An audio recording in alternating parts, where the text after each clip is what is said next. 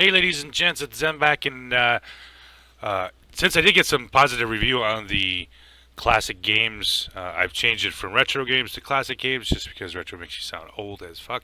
So we're just gonna go with classic games. I mean, these are the games that are they're considered, top notch, and most of them are gonna be older ones. We're talking mid '90s and on up, and even some of them, that were done in up to 2010 or so. So like we're looking at StarCraft and those kind of games. I've played all these games for years. So we're gonna start out with Blitzkrieg. I know I made a little video of it earlier, just to see if anybody was interested in it. So now I'm gonna start from the original Blitzkrieg, very first campaign or first mission on the German side. There's three missions. There's three campaigns you can do. There's the Soviets, the Allies, and the Germans. And I'll do each one individually. I'll start out with the Germans and do the very first mission, which is the invasion of Poland. I wanted to show you, just like I said, the review of this game. They said this game came out in 2003. It was from a Russian company. Like I said, it was somewhat unique at the time. As an RTS game, there was no actual farming of resources and all that stuff. Like most RTSs at the time, this was a pure combat game, and it was loved by many because of its very realistic gameplay. Probably more so than, like, say, they have Blitzkrieg 3 now.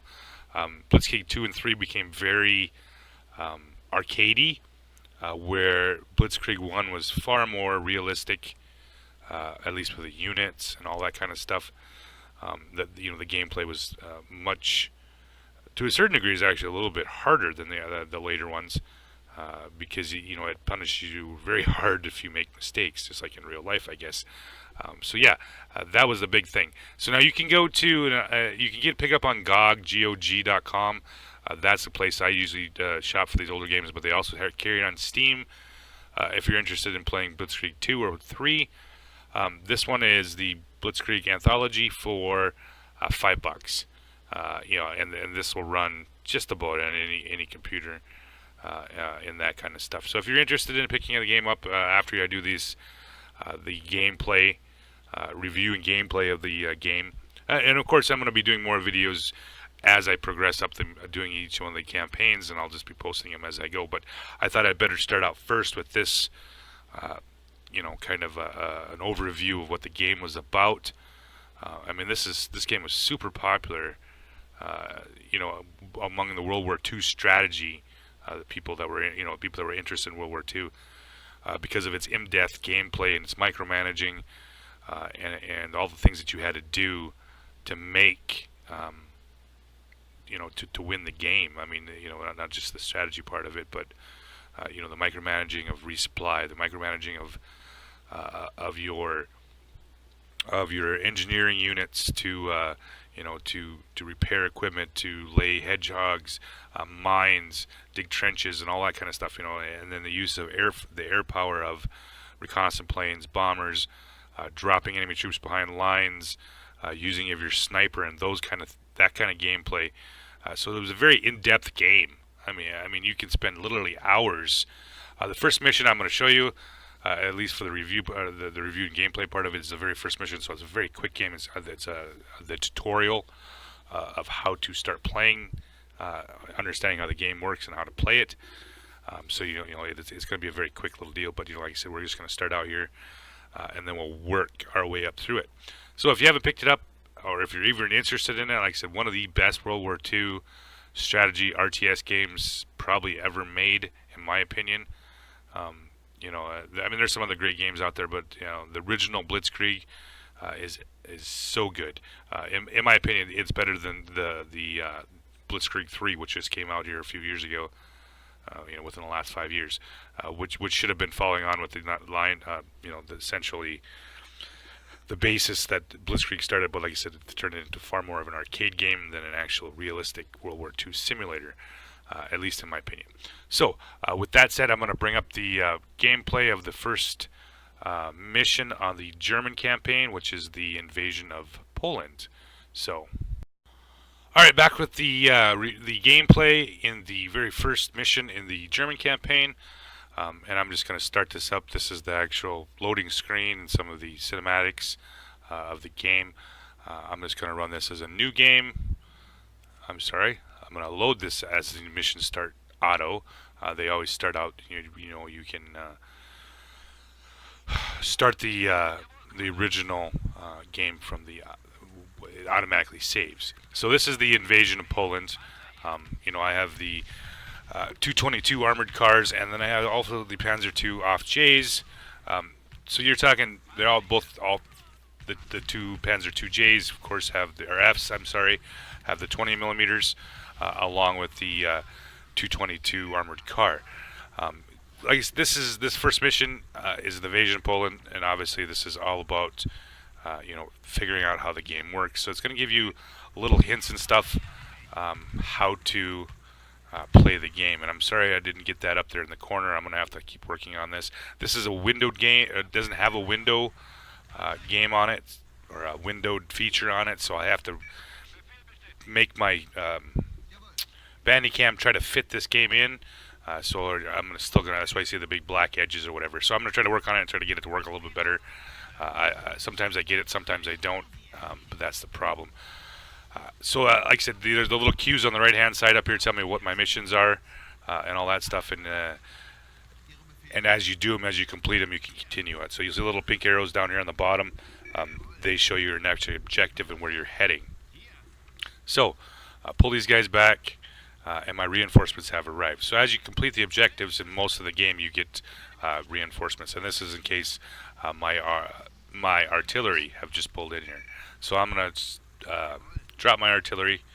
I had my spotter plane up. I don't know if you guys saw that fly by, but yeah, I dropped the spotter plane up here to the north, and you can see him circling on the mini-map. He's lighting everything up. So this is what I was talking about earlier about counter barrage. You can see the big yellow circles that are flaring up like that. That's actually enemy artillery that is firing. And you can do what they call suppressive fire, which is pick off the enemy artillery. You can see the enemy artillery right now is firing over there where I had been, and that kind of stuff. So I'm going to use my trucks, use the resupply. I'm going to start resupplying my artillery and my tanks that are sitting here waiting, to keep them fully loaded. Yeah, so I just have to, like I said, knock out the enemy artillery. You can see there's at least three. There's three different separate circles up there. So there's going to be at least three different artillery pieces here. And I'm just going to pummel this general area right here. You can't see where the enemy's at because of the fog of war. But by dropping shells on there, eventually I'll get one of them. Well, I just got one now.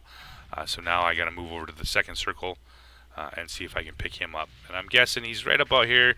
It takes a little bit of guesswork. Eventually you figure out how, kind of an idea where they sit. So, start on my second circle. Got one shooting at the first circle. Let's see if I can pick up this one. There we go. I nailed the enemy artillery and was successful in my counter artillery fire. So, my troops are, of course, being resupplied here by the trucks, who, as you'll see, at some point or another will drive off and pick up some supplies from that warehouse and bring them back and reload things. So my tanks and my armored car are currently resupplied, and my next objective, of course, is to secure. And there's my Stork reconnaissance plane that's giving me an idea. Now you have to, of course, later on in the games, and I'll show you when I play it a little further up, if there's anti-aircraft in the area, they'll shoot your planes down, and you kind of want to be careful about that. So, picked up a group of enemy soldiers, started dropping artillery shells on them, kills all of them, and now I'm just moving up here to secure this little village for my next objective. Of course, you can hit your own tanks. You want to stop bombarding them before you get there.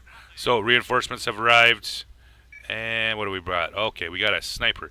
This is actually one of the more powerful units. Surprise, surprise! In the game, you will complete a lot of missions if you can manage that certain unit right there.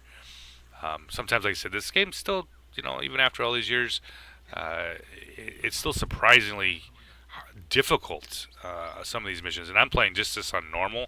There is a hard version that's very hard, but like I said, it's been 10 years, probably better than 10 years since I played it. And then once in a while you get like this little buggy thing right here where I can't get my armored car to move. He's hung up on a hedgerow. Typically it doesn't happen, but occasionally some kind of weird stuff like that happens. So, moved my sniper up in here. I'm going to drop him off, and I've completed my objective of scouting, and that's what I'm going to use him for here shortly. So, artillery zeroing. These are 105 millimeter artillery pieces, so they don't have the range to get over to the next objective. So you see me loading my truck up, or hooking them up to the trucks so I can move them into range.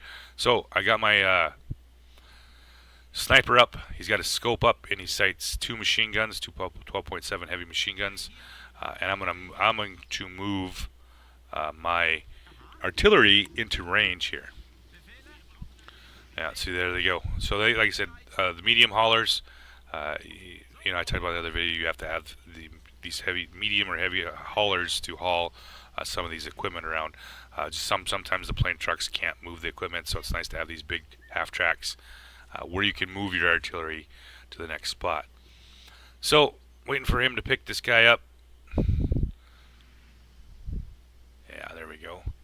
And off we go. And this is one of the great things about this game. Like I said, tactically, the tactics and all that stuff. The flanking and the maneuvering, all that stuff that you'll do later on in some of these missions is ridiculous. The fact that you can, destroy every tree on the map with your artillery.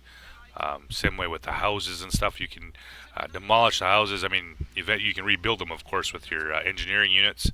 But for the most part, you can, destroy everything in the game. Fences, hedgerows, anything on the map can be destroyed, especially with artillery, and you'll see me do that in some of the later missions. If I have to clear a path to somewhere and I don't want the trees in the way, you'll see me lay down fire to clear out a spot where I can move stuff up. So, got my artillery up and running here. I picked on the resupply. I already knocked out my first heavy machine gun unit. We're just going to keep dropping shells here until eventually I kill the second one and finish off the artillery zeroing. Yes, so my first mission completed. Very, very, very, very quick, simple little mission. Like I said, I'll keep just doing these missions one at a time. I'll do the Allied, I'll do the Russian, I'll do the German, just so you guys something to watch. And get an idea how to play the game, and see if you like it. Maybe go pick it up at GOG or Steam or whatever, and pick up some of these old classic games. So thanks for watching, guys, and we'll see you later.